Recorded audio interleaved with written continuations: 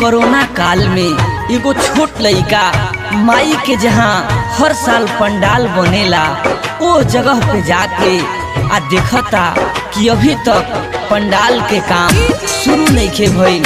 तो लोग से पूछता तो लोग कहता ए बाबू अब की साल धूमधाम से पूजा ना हुई। तो लड़कवा रो के कहता सुनता सोते वहार ना होई, सुनता सोते वहार ना होई। अबू नहीं माई तो हमार का होई, अबू नहीं माई तो हमार का होई। बतिया पकड़े ना विचार कोई कि बतिया पकड़े ना विचार कोई।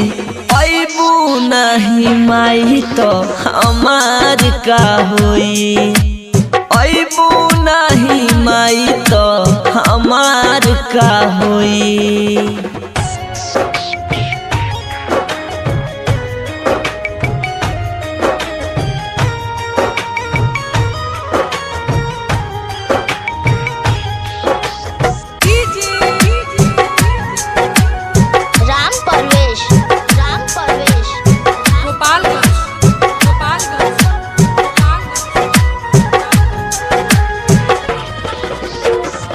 हमनी से दूर बोलो कैसे रह पाइबू, बेटवन के बिना कैसे मन तू मनइबू। हमनी के छोड़ के बोलो कैसे रह पाइबू, बेटवन के बिना कैसे मन के मनइबू।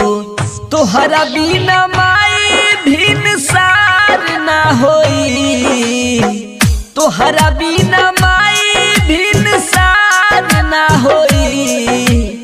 अबू नहीं माई तो हमार का होई, अबू नहीं माई तो हमार का होई।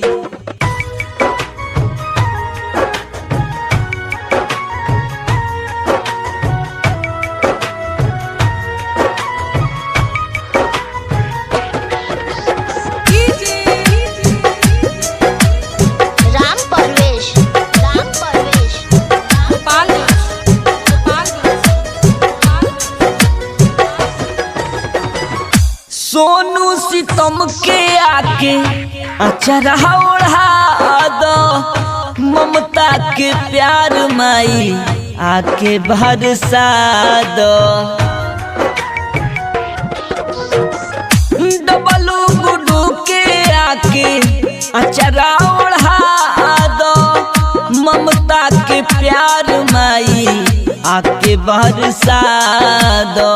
तोहरा बिना अखिया गंगाधार रोई, तोहरा बिना अखिया गंगाधार रोई। अबू नहीं माई तो हमार का होई, अबू नहीं माई तो हमार का होई। अबू नहीं माई तो हमार का होई।